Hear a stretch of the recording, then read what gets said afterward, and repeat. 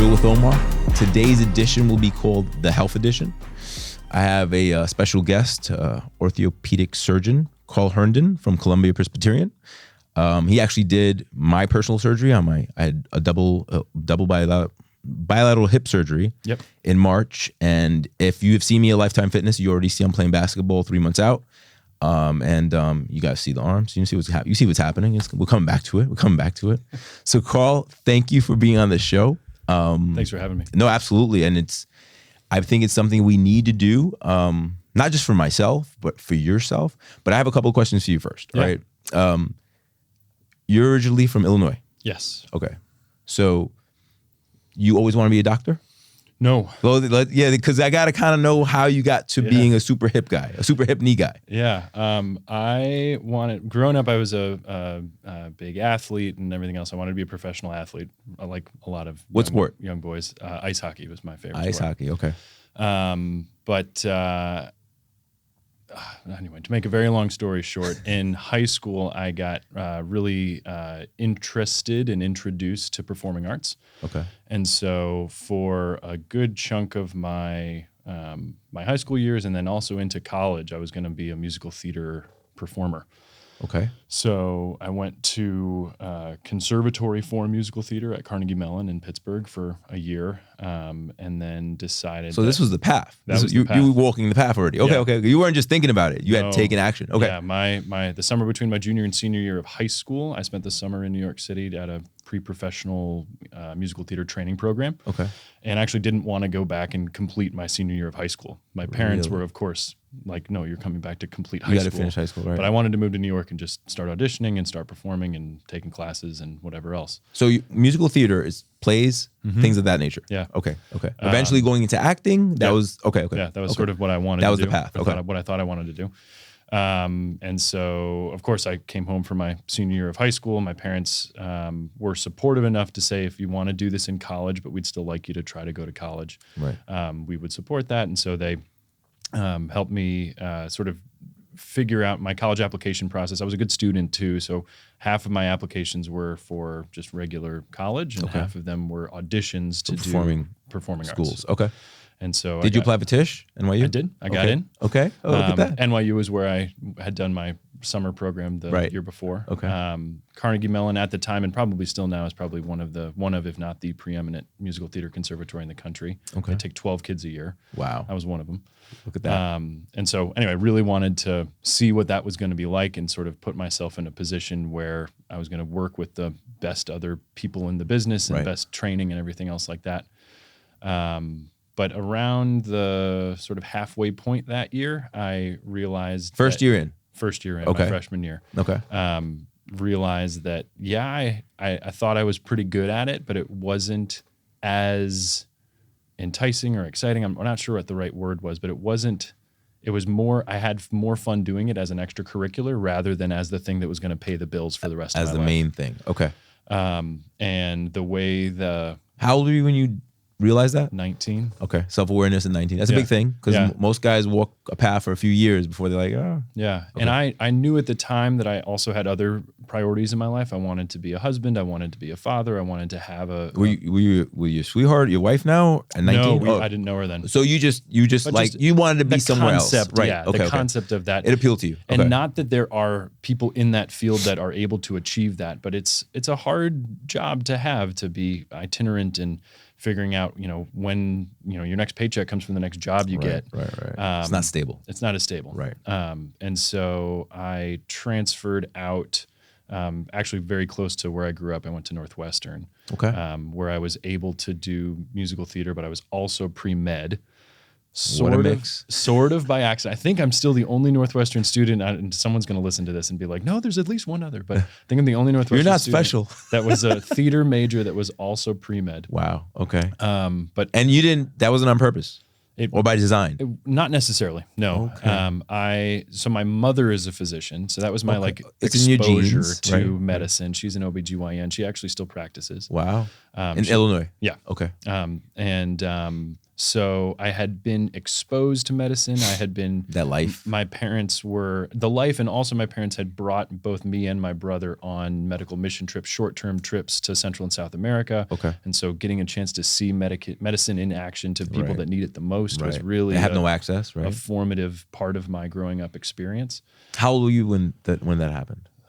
The first trip we went on for that, I was probably 12, something like that. Yeah. And I've been on more than a dozen trips like that since. Okay. Anyway, but because of this, athletics and sports and performing arts What a and mix. whatever else, Yeah. musculoskeletal medicine, how the body moves, how it functions was really interesting to me. Right.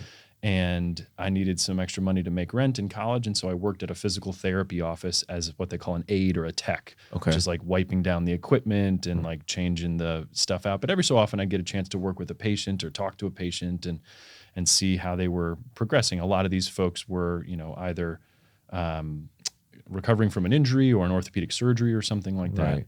And I thought it was fascinating, the anatomy of the body and how things moved and how that changed how people's lives changed, how their outlook on their life, how you function in life determines a lot of how you feel about your life. Right. That's a great statement. Yeah. And so getting a chance to interact with that. So that was sort of my first foray into formal musculoskeletal medicine. Okay. Got a chance to shadow some surgeons and see a couple of surgeries and stuff like that. I was like, oh, this is really cool. You can actually physically change someone's life with your hands in a single sitting. Right. And so from that point on, I was basically sold. I went to med school and tried a bunch of other things. And, as a med student, you don't want to, or at least I didn't want to sort of pigeonhole myself into one particular thing, one particular specialty, one particular area or field of medicine. Right. But I kept coming back to surgical subspecialties, and orthopedics was just a natural fit for me.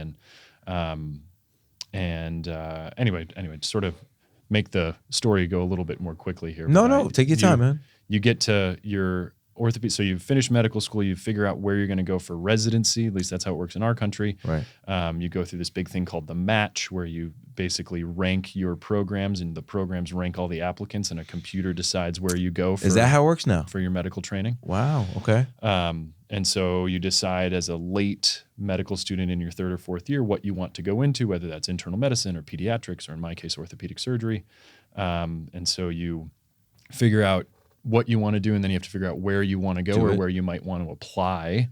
So you have to apply to where you would want to work. It's not accepted just off the top. Okay, okay. And match probably takes into account your grades and things like that? Yeah, so your applications, most students will apply going into orthopedics, which is a relatively competitive specialty. For the last few years, it's been the most competitive specialty. Really? Okay.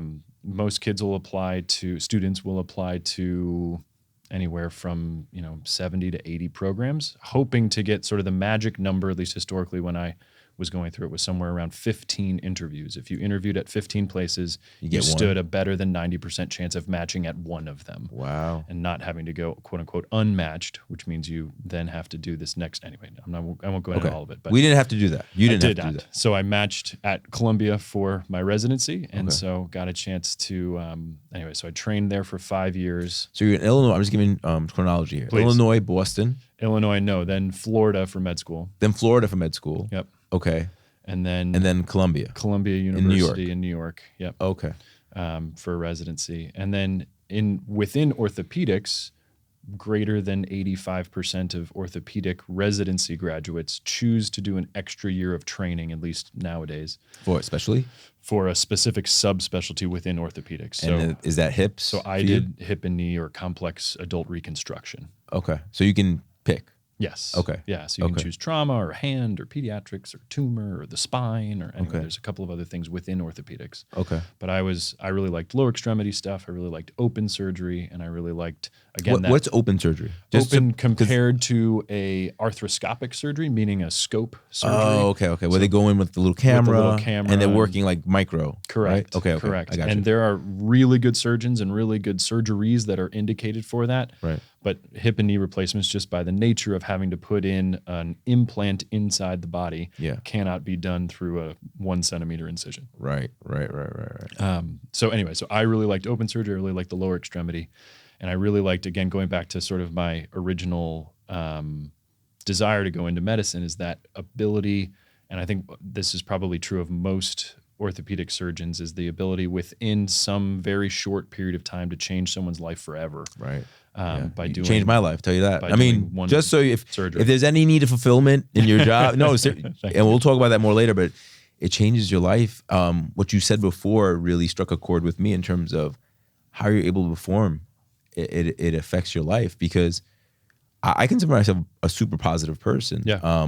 But at the end of last year, I guess, I mean, you probably be better qualified to describe what happened, but at the end, I guess whatever I had left in terms of not causing pain, went away, and then I was in constant pain, and then I was a little grumpy. My wife will attest to that, and and then finally, you have to take action. You're like, this is not it. I was like, no. I think I told you I was walking one of the buildings we have in Massachusetts, and walking up the stairs, and I'm limping, and I'm like, this is horrible. Like, I'm telling myself, like, no, this I got to figure it out. So what preempted me, I went to see a regular doctor. This whole timeline, I think I told you, but I want people to hear it. So in January, I went to see a doctor, or was it before? I'm not even sure. I went to see a general doctor, I think, in December. I got my blood work and all that done. I got a referral. Then I went to see an orthopedic sometime January. She saw me. She did a few things to my leg. It really is. She looked at me and she was like, you need to see a surgeon. And even then, I didn't understand the severity of my case. So I was like, all right, well, I'm going to go on vacation. I think I told you also a story. She was like, yeah, I can give you then I went to see you, right? So I saw her like on a Wednesday, and somehow it just lined up. My wife will say, no, it didn't line up. You just don't pay attention to the copay stuff. I just see the doctor and I go, and then I'll pay for it. And then you were available on a Friday. And then I think, I saw you on a Thursday, and then you were like, maybe you get the shot. But then you told me it'll delay the process. And I was like, no. I was like, if we're going to do it, and whether it's being gallivant or flippant or whatever word you want to use, we sat for like, half an hour? And you were like, hey, man, these are the 3 things. And I was like, well, I did this already. This is my life already. I don't want to be medicated for the rest of my life and still not function. Yeah. And I was like, and then you like surgery. And I was like, all right, let's do it. And my wife, she made us have another meeting so she could hear it from you, because she was like, that's too quick. What's happening? I was like, I've identified the problem. I told her, I'm in a lot of pain. I'm not comfortable. And I feel that I'm in a good enough shape that I should do this now. And I'm doing it. And then that became can we have a conversation with you so she feels comfortable? And because she was like, I'm your caregiver. And it's a valid point. Yeah. I'm not going to take that away from her. But I also told her, I was like, you're not in the pain I'm in. Like, you don't understand. Like, if there's a relief. And honestly, and I'm telling you this as a patient now, to understand the amount of pain that I was living with and then not live with anymore, just change it it's just, because you could have told me, oh, it won't. And then, I've never not had it. How do you tell somebody who's never not had it, they won't have a certain pain? Like, it's almost like having, I don't even know what the good analogy is. It's almost having like, there's something every day that's going to bother you, but you kind of just endure it, right? You just kind of like mentally, I don't know, whatever, justify it. You just kind of mentally calibrate yourself. Say, all right, so I might need an extra 20 minutes to put my socks on, or whatever, like, or if it's a lot of stairs, you start strategizing your day, and I didn't want to do that. I didn't want to do that anymore, because I was like, yo, it's only going to get worse, because it was bad since I was 39. Yeah. And then I started doing CrossFit, which is the worst thing you could fucking do. But I didn't know any better, right? I was like, I'm grunting through it. I've done competitions, CrossFit competitions with busted hips. I've done them. And I'll be laid out for 2 days after. When I met you, I was playing basketball. I was taking a leave to play basketball, and then I'd be wrecked for the rest of the day because I'd be in so much pain. But I didn't know that there was a solution, or a solution that that if treated the right way could change your life, right? Because most people, like friends of mine, had asked me, they're like, oh, if you do the surgery, can you play sports anymore? And I'm like, the whole point of doing the surgery for me is to enjoy my life to the fullest, right? Right now, even though I'm not sitting there complaining, because that's another thing, right? If you're not constantly complaining about something people don't know and Sure. whatever, and just not the way I was raised, I was like, I do this because I love it, meaning sports and working out and all that. And I said, I have 3 young boys, 28, 22, 23, and 19. I want to be active with them. I was like, I'm not going to let this stop me. And also, I think it was a learning thing for them too, because I want them to know, like, if you have an issue and you can correct it, you correct it. And you correct it. They were there with me during the rehab. They had a day off, the week off of school. No, they were there with me every day. They understood. And they didn't understand how bad it was until later. They're like, "Wow, Dad, that's crazy." I'm like, I didn't understand how bad it was either, because again, going back to, I've never lived without it, right? So how do you describe that to somebody who doesn't know? Like, when I said I replaced my hips, people were like, "Oh, you're so young," and I'm like, if you do some research, you go online, 21-year-olds doing that. And so what is the cause of, like, is this a new thing? Is it like, what do you think it is? Because I didn't have any education on it, and there's nobody I could talk to. I talked to my cousin about it, but he was like an extreme case. He was, I'm not gonna say who he was. He weighed like 100 pounds more than me. He was taller than me. He worked as a bouncer, and he just deteriorated that way. He did one, then he took time, like 6 months, and he did the other one. The first one was so bad, they had to restructure or reconfigure his pelvis, something like that. They had to rebuild something. That's why they couldn't do the second one in the same shot. Yeah. And that's what happened to him. So what causes this? I mean, that's a true question for me. Is it genetic? Is it totally genetic? It's a great question. I'll caveat the answer in that we don't 100% know. That's fair. There is a genetic component. It's not that we've mapped it to a specific gene or anything like that, but it does run in families. And then in particular, the folks that get arthritis at a younger age, whether that's in their 40s or their 30s, oftentimes have some other secondary reason. It's not just routine run-of-the-mill arthritis that your grandma has, and right, you have it now. She needs to have a hip replacement or something like that. So that is by far the most common condition that we treat with hip and knee replacement, is just routine run-of-the-mill osteoarthritis, meaning just wear and tear of the joint over a period of many decades of living life. And yes, there's probably a genetic component. Yes, there's also other reasons for it, though. So someone that's had a bad injury at some other point earlier in their life, there's post-traumatic arthritis from that injury. And things like that. But for folks that have not had a major injury and are on the younger side, there are other, things that can happen, whether that's, this isn't a medical podcast, so I don't want to like go through all the everything. But there are reasons for folks to have destruction in one way or shape or form of their joints at a younger age. Okay. And so those cases, obviously we have to figure out what to do for them. But in certain instances, like your case, our goal with hip and knee replacements in general is to give people their life back. Right. And if we're able to do that without surgery, that's great. If it's, the symptoms are more mild, if they're able to tolerate physical therapy or anti-inflammatory medications, or there's various injections that we can do to sort of help people get along with mild or moderate disease or mild or moderate symptoms, then that's great. Keep doing that for as long as you can, as long as you're still happy with your level of function and happy with where you are in your life. Then the good news about arthritis is that it's not a cancer diagnosis. No one's ever died from arthritis. Right. And it's not a heart attack. It's not an emergency. We don't have to do something about it today. Right.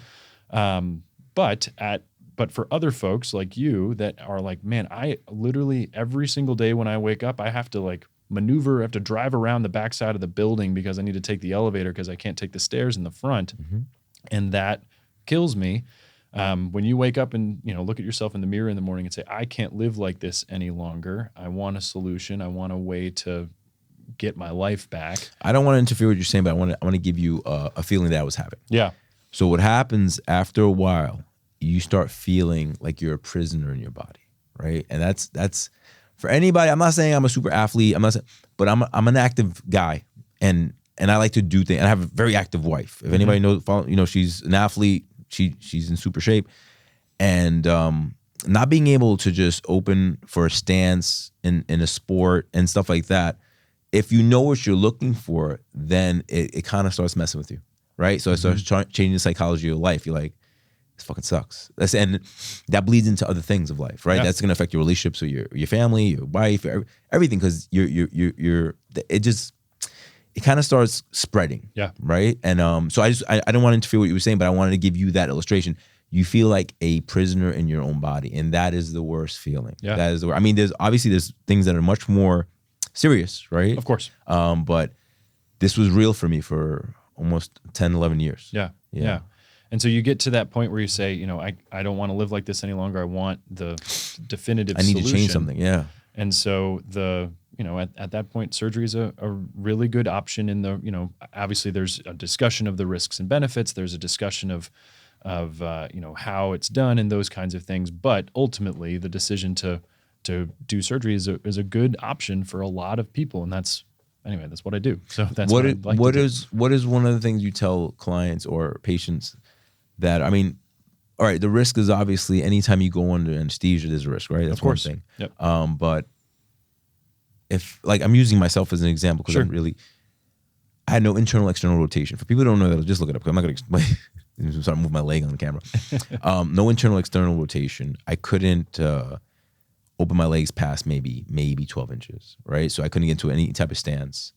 And so what happens is your body you start adapting movement patterns because your body looks for the easiest path. They don't want to go anything that your body tries to shield you from pain. Yeah. So now you're walking a little different. If you're doing any type of movement, just use if you're squatting narrow, you're doing this, you're doing that, but not out of choice, out of necessity. Yeah. And right now I'm 3 months out and I'm working on my imbalances, right? So my left leg was the weaker leg because the right leg used to compensate for everything. It was the stronger leg.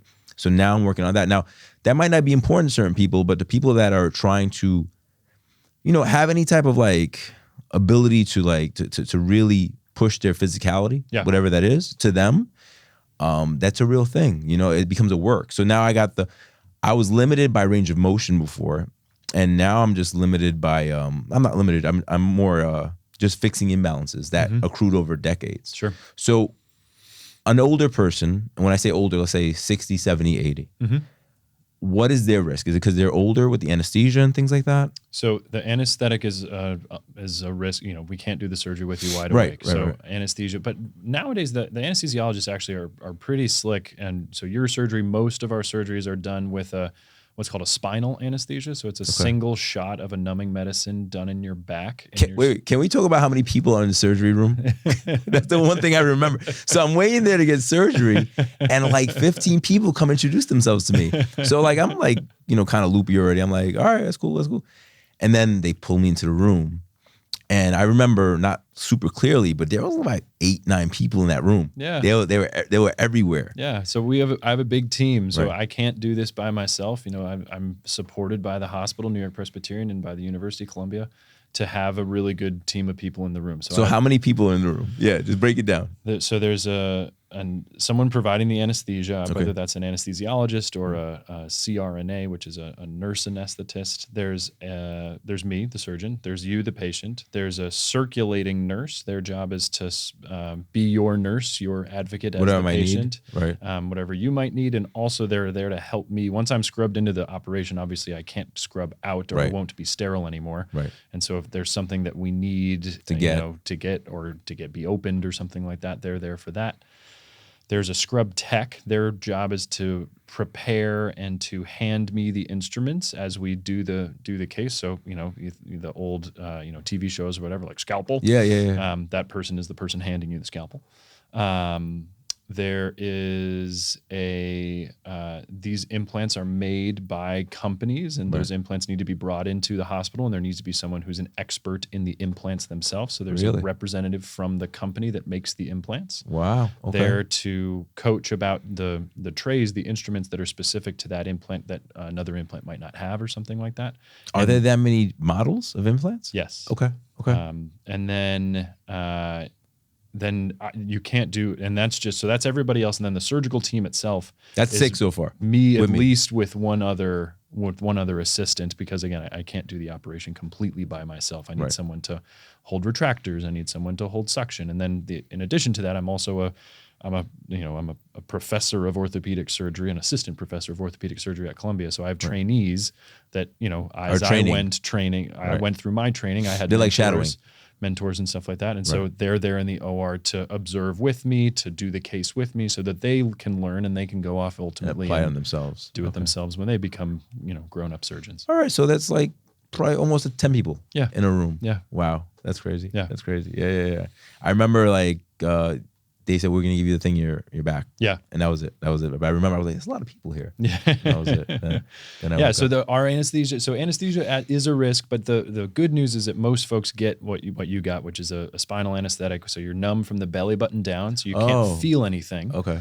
And then they just... He called midnight. He said midnight anesthesia. Yeah. I just nodded. I was like, okay. Yeah, they drip in an anesthetic just over the course of the case. It's very similar to anyone that's ever had a colonoscopy or something like that. Okay. But you're still breathing on your own. They give you supplemental oxygen to breathe just to make sure that you're chilling. Right. But they don't have to put a tube down your throat or anything else like that. They're not adjusting your heart rate or anything like that. Okay, so nothing on the face. Correct. Oh, okay. Correct. I was out by then. I didn't know what happened. Exactly. But you don't end up remembering it.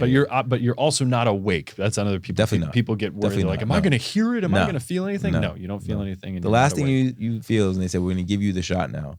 Then you lay down, then you wake up in the recovery room. You're like, what happened? Yeah. So anesthesia is a risk, right. But the risks that we think about as surgeons are sort of this more surgical sided thing. So infection, anytime you make an incision in the skin, especially if you're going to put an implant inside the body, there's a theoretical risk of infection. That's different for different people. If you take all comers across the whole country and across the whole world, the infection rate for total hip and total knee replacement is somewhere in the 1% to 2% range, depending on which paper you read. And so it's very rare, fortunately, but that is a devastating complication. If things get infected, that requires more surgery always to try to wash things out and clean things up. Sometimes multiple rounds of surgery to take components out, treat the infection, put new components in. Anyway, there's a lot of badness that comes. Yeah, that's serious because then you never recover. Right. You can never recover. Right. Okay.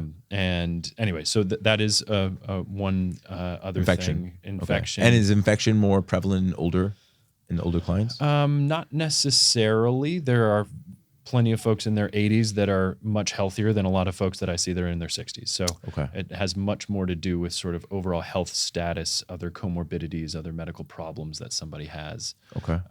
Something like that. And then other sort of I bucket them in sort of like implant related complications, whether that means a dislocation, meaning something pops out of place at some point in the future, one of the parts wearing out or something like that requires us to change those parts. Go back in and change it out, right? Obviously. Right. And then, other little things like, anytime we're putting in a joint that isn't the one that you were born with, it might not feel 100% the way that it did when your normal joint felt like when you were 16 or 18 or 26 or whatever. And so it's not a panacea, but at the same time, for someone like you that wants to live your life with the terrible x-rays and, debilitating symptoms that you had and everything else like that, the discussion becomes, do the benefits outweigh the risks? And I would argue, and I think you would agree with me, that Hell yeah, bro. Yeah, absolutely. The benefits far outweighed the risks. Absolutely. And I don't know if people come to you when they're at that level. I just know that the reason I needed you on this podcast was because I don't think enough people know that this is not something you have to live with. Yeah. And they don't know it's an option, and they get scared of it. And I guess maybe I was in a special area where I was really in pain, but maybe people live with pain all the time, and maybe that just kind of, like you said, changes their lifestyle, right? They all of a sudden become, instead of being I'm 48, I'll look like I'm 68 because now I'm not doing anything. Now I'm just sitting all day drinking beers because I'm stressed out because my hip hurt. I don't want to move and You get it. Like it perpetuates that. So who are you seeing now? Like, are you seeing more younger people coming for some sort of analysis or a diagnosis? Or Are you seeing older? Are you seeing people more my age? Or So what's the typical patient look like? I see a gamut of patients who I'm choosing to operate on and who's actually gotten to the point where they're ready to, it's not throwing in the towel, but choosing to make a big change. Okay. What determines that, if you don't mind me asking? It's 100, and I say this to all my patients, 100% your choice, not mine. Okay. That's the nice thing about what I do. There are reasons in life that you must have medical care. Right. If you have appendicitis, you could die from sepsis unless they go in and take out your appendix. Right. There's no choice there. You gotta do it. Mm-hmm. Arthritis is not that, fortunately. Mm-hmm. And so if someone says, and I had patients that I've seen, whatever, today, yesterday, the day before, that are just like, Doc, and I'm not interested in surgery. Okay, if we're not interested in surgery and you're not, thinking about that, then what are some of the other things that are, sort of upstream of that we can try to optimize for to treat this? The bad news about arthritis is that there's no cure for it. Even in 2023, we can't make your knee that's arthritic and mangled and messed up. We can't bring it back to what it was when you were 18. Right. And so there's a lot of treatments that we can give you to try to get you to function better, whether that's physical therapy, medications, what have you. But ultimately, some folks get to where you are and say, I just want those bones out of my body. Yeah. Just replace them with. Well, full context. The year before, I think I told you. Yeah. I dropped 30 pounds. I was like, they say if you're lighter, so I was like, all right, let me get lighter. I got lighter.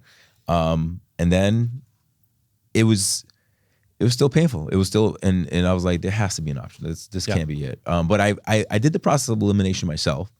So maybe other people, when they see this podcast and be like, all right, well, let me try to lose weight. Cause you gotta eliminate things yourself. And if you don't want to go under anesthesia, whatever, under the scalpel, whatever you're gonna call it, then eliminate the other things. And no offense, but it's not a doctor is gonna do it for you. Like, you gotta change your lifestyle. You gotta make a proactive attempt to change something to see if you can eliminate it. Yeah. Cause I lost 30 pounds. Was it easier? I don't know. I think so. I also used to walk around, I still do now, with a 30-pound vest on when I walk a mile, but that I'm kind of extreme. That's not for everybody. That's just, this is the things that I did, and the reason I'm sharing my experience is because, there might be a guy like me, but like, I don't want to do it, but it hurts, and, let me figure it out.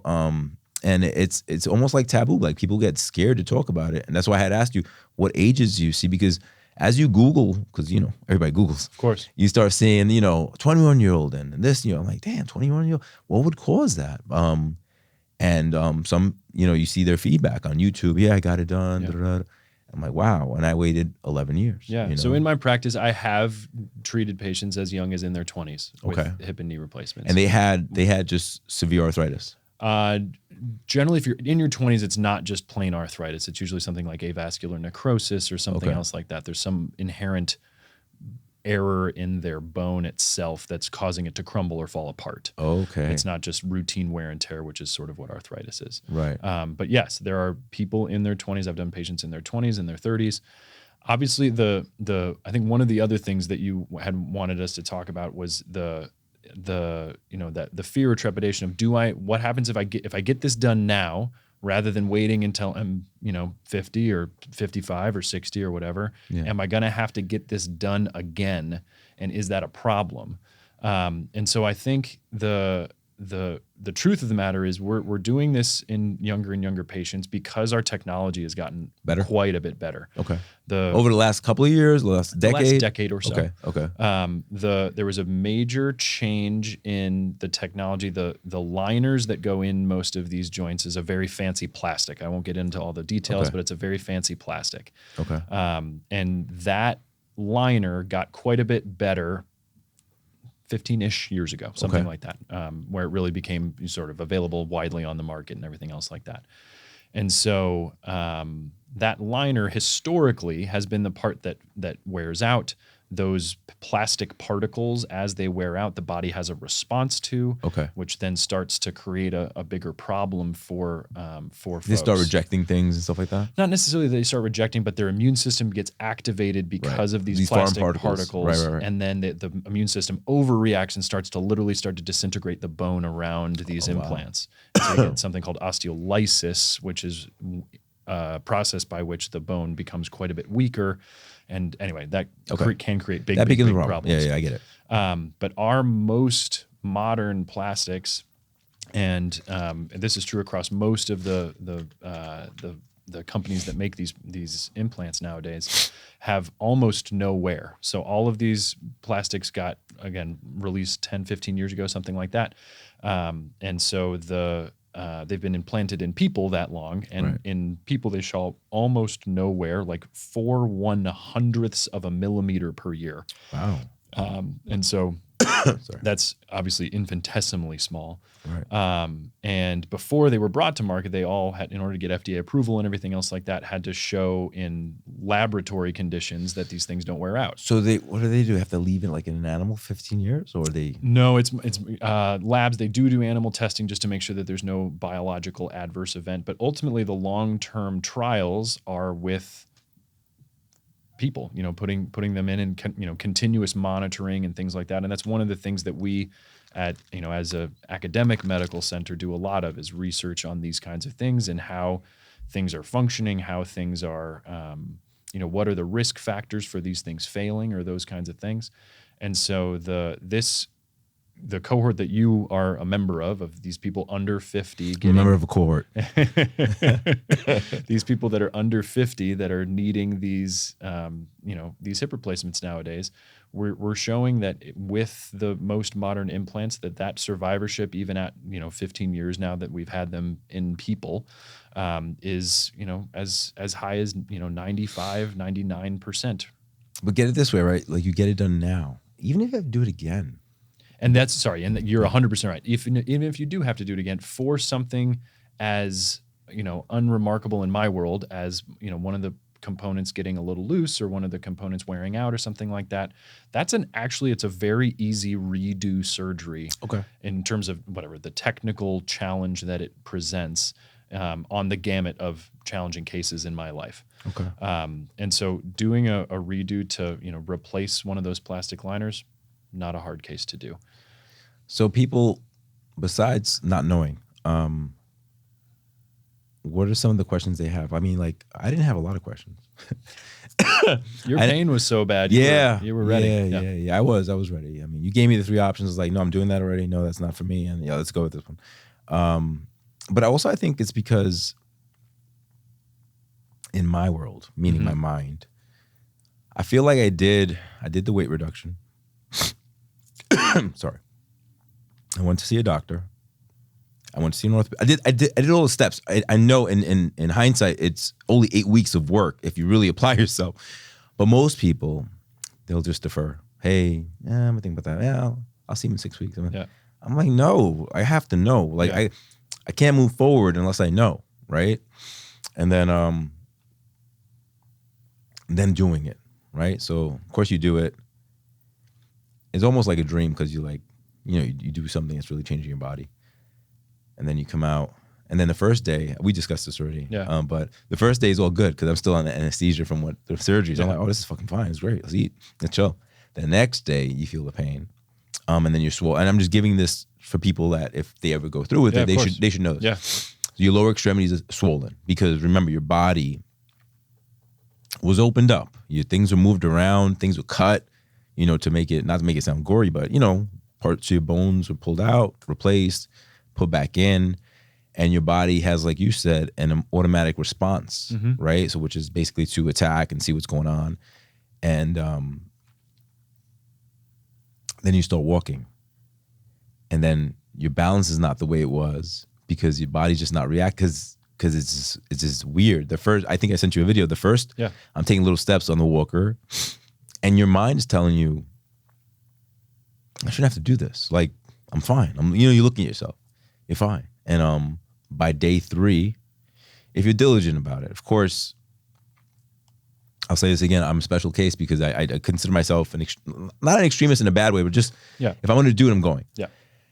And then day 3, we're walking with a cane. Day 4, I'm walking with no cane. And I think one day, like 2 weeks later, I had emailed you. I said, these are my steps. And this will only work if you really track the shit you do, not just make shit up as you go. Yeah. I was like, I usually do this. This is what I'm doing. You cut that back and things like that. And then you feel like little swollenness, but not hip pain, but rather, I guess the muscles or tendons around them were a little sore.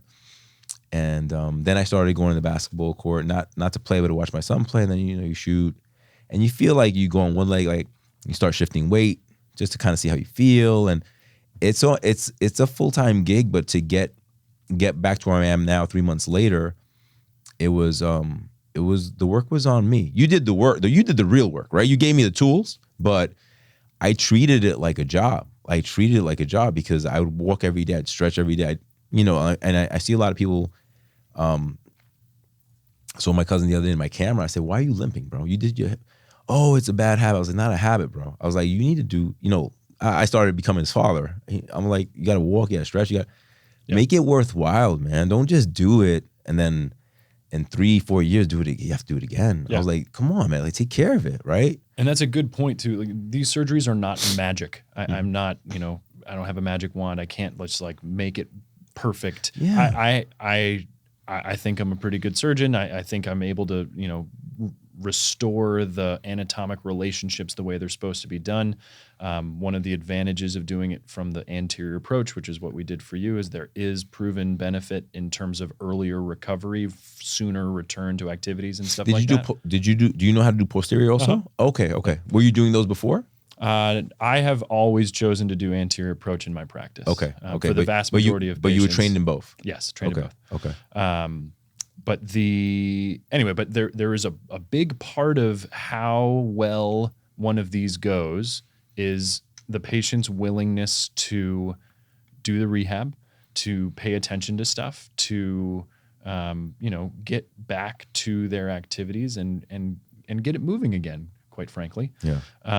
Because the surgery, ultimately, even a well done surgery can have a bad outcome if not, I guess, taken care of well enough, so to speak. So, or not maintained, because the surgery is a point. It's like using a car as an analogy, right? You got new pieces in your car. You still got to feed it. You still got to maintain it. And let me say this for the people listening: you're not going to be a superhero if you're not doing the work. So what I mean by that is you're not going to be dunking a basketball if that's your thing, if you never dunked it before. But you can get really close to it, and you can, going back to being smart, using your common sense and maintaining the gift that you gave me, because believe it or not, it's a fucking gift, right? Like be able to move the way you want to move, jump in and out of your car, like the things that you take for granted, or the things I wasn't taking for granted, the things I was getting upset about because I was like, no, this can't be it. And I that's the term I always use, like, this cannot be it. I got to figure this out because this is not for me. And unfortunately, in the Latin community, there's nobody you can talk to. People don't go to the doctor. They go to the doctor when they're dying. They're like, oh, something fell off. I have to go to the doctor now. Yeah. So all of this was done on my own, me kind of searching, right? Looking. Sure.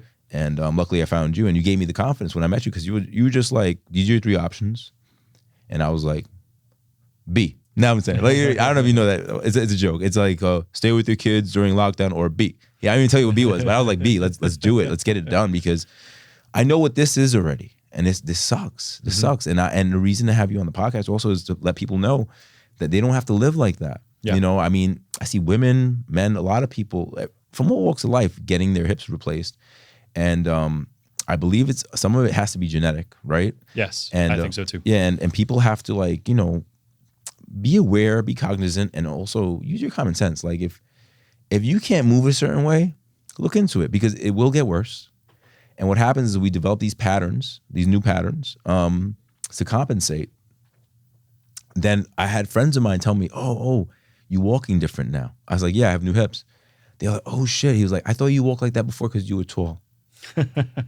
That's a real statement. I was like, no. I had hip pain. My legs wouldn't open certain angles, and all back to education. All back to education. You said you had some stats you wanted to talk about. Just that I'd already mentioned it, but okay. Just the survivorship of these, these newer implants, even at 15, 16 years, is well north of 90% survivorship. You get a great 30 years, and if you have to go back in to change the plastic, you get another whatever you have left. I mean, and anecdotally, that's one of my mentors said that to me when I was in training, and still says that. And if you can if you can say, and I can't come on a podcast in any public forum and say that I can guarantee that your hip's going to last you 30 years because the technology that is in your hip hasn't existed for 30 years. So I have no way of telling. Maybe at year 27 and a half, it all falls apart. I certainly don't think that's going to happen. And I obviously hope not.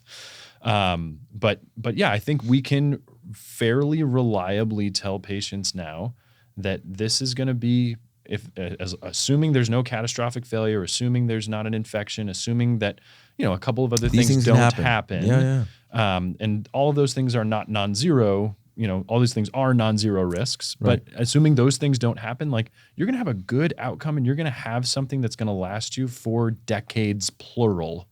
And at some point, yes, when you're 48 now and you're going to put a lot more mileage on it than someone who's 88. Right. And so just by A, just living longer, and B, just because, being a fit guy that lifestyle. are and the lifestyle that you live, you're going to put it through more paces.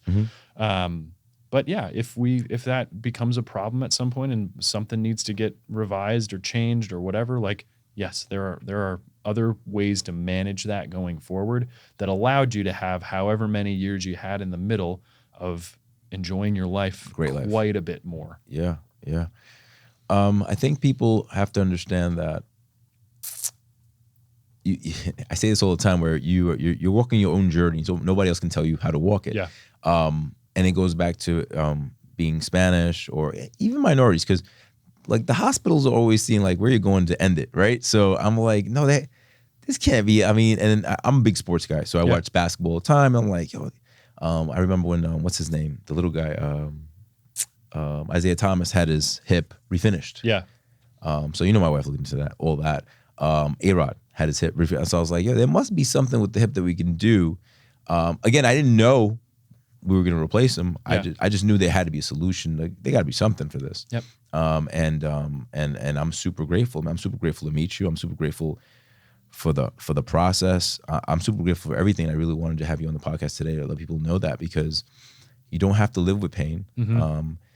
It does change your demeanor a little bit. Even if you're good at hiding it, or even if it doesn't flare out, it just does change certain things, because you overthink certain things. Like you said, paths to in and out office buildings. Like I told you, I was walking one of the buildings in Massachusetts, walking up 5 flights, and I had to take a break. On another note, when I would walk the mile with the vest on before the surgery, I'd have to stop because it hurt so much.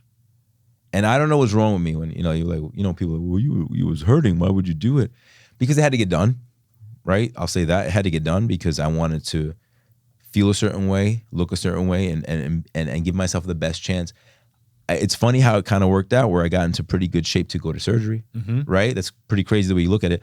And then I came out maybe 2 months later. I still kind of kept some sort of, because you can walk the day after, and I'm still, I didn't fall apart. Like what people be like, oh, I'm gonna be laid out. Like, you're laid out if you want to be. You can just, you can walk around. Look, I was walking back and forth in my sunroom. Like, you're just getting steps, and like, it's all about how you approach it, right? And it's not just the surgery, it's the rehab. It's the rehab, because that's gonna lengthen the amount of time you're laid up. And I just spoken about this earlier. It's the point from A to B is not the length, it's the intensity, right? So if you go at it strategically, smart but aggressively, you can get back to where you were at. I'm ahead of where I was before, right? I'm not squatting heavy weight yet, because when I go deep flexion, I feel, I still feel comfortable, but because I haven't had that for a decade. Yeah. So I'm just getting comfortable with that. But eventually I don't have any muscle loss, strength loss. I think everything kind of works the way it's supposed to work. And it's been a great experience, man. It's been a great experience. That's great. The day after I got it done, of course, I'm working on meds and shit. And I'm mentioning to some of my friends, oh, listen, man, I just got my hips replaced, so if my emails are a little crazy, I got about 4 calls. Yo, man, my left hip's been hurting me. Who's you guy? I was like, that's why I said, like, you might get a few new guys. Yeah. Because, again, there's that fear factor, right? They're like, oh, you did it? You good? Everything's fine? I'm like, yeah. It was like, maybe I should look into getting it now. Yeah. I was like, why? Because I went first? Yeah. I was like, but there's that fear factor, man. Yeah. Like, they just, and these are American guys, Spanish guys, Asian guys. One guy, I'm playing basketball last week, he goes, yeah, my right one's starting to hurt me. I think I'm gonna have to go see you guys. I'm like, because they all knew, because I would go with my son and I would shoot around. I would just walk around. I would move laterally. I would really treat it like I was rehabbing to go to the NBA, which I'm not going to the NBA, but I was treating it like, yo, I got to do this. I got to do every weekend, and they would see me, and they saw one before I could barely walk, or I would the first couple of weeks standing for a long time hurt, right? And you build up on that. You build up on that. You sit and you start walking, and now I'm good, but it takes work, and at the end of the day, it takes time. You got to let it heal too. Right. Strategically, what we're doing when we exercise is earning the right to rest so the body can rebuild, because you've put it under this new stress that it now has to adapt to. The bones have to get stronger, the muscles, the tendons have to get tighter and stronger to go to your next challenge, right? So that's the way I looked at it. I was like, I got to keep moving, and like you said, strategically rest, but also go back to earning the rest. That's the way I look at it, because if not, I'll be resting all the time. I'll be laid up all the time. But yeah, it's perspective. A lot of people, they get scared, and I'm like, yo, go get it checked out, man. He's like, they're like, oh, you got it done? I remember I was in Puerto Rico, and this kid that I know, he's a kid like 28 years old. He had a leg issue where they had to rebuild his leg. He got hit by a car. And he saw me get up, and I was like squinting, and he was like, yo, you're all right. And I was telling him what was happening. I was like, look, I'm gonna get my hips replaced. He's like, yo, bro, I'll be there for you. I'll help you rehab. Like, because we connected, because he went through something like that. And when he did, I would show up for him. Like, are you good? Like, because that's enduring pain. If to somebody who's had to endure it, it's like it'll make your tribe, basically. People identify with it because they can really empathize. They'll be like, yo, I remember when I was laid up and they were doing the physical therapy and I was crying, and you would tell me, yo, it's gonna be fine. You just gotta go through it though. You have to go through it. And it's almost like a survivor's tribe, right? Like people like, it's hard to illustrate it to somebody who has never experienced it. I mean, you, thank God you've never have, but like you deal with people all the time, so you kind of see their face and they walk when they this. I think the first time I was limping. I think when I first met you, I was limping. I was like, yo, I'm limping, bro. Something got to happen here, So, not to go off on a tangent on that, but I mean, I just want people to know that look, there are solutions for it. You just got to look for them, and you got to be honest with yourself. Like if it's if you're 50 pounds overweight, take care of that first. Eliminate that first on your own, right? Don't go to a doctor and say, fix me. They fix you, but you still have this pre-existing condition of being over 50 pounds. It's not going to work well. It'll work better than it was, but not at the level that it could be. And that becomes the give and take between you and your physician, because you got to be real with it. Yeah. Any closing remarks you want to give people?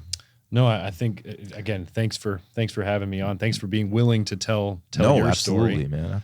We're not done yet. I'll get some basketball footage. I'll tag you on it. Yeah. I was telling the girl from Colombia. I was like, look, she was like, we're gonna wait 6 months. I was like, wait, how long? I'm gonna keep putting stuff out. I was like, I'm gonna keep putting stuff out because people got to know. They got to know that they get fixed, and it's a great feeling. It's a great feeling to know there's a solution. Yeah, right. And I think to people out there, like you were saying, that are that are thinking about something's wrong here. I'm not sure what it is.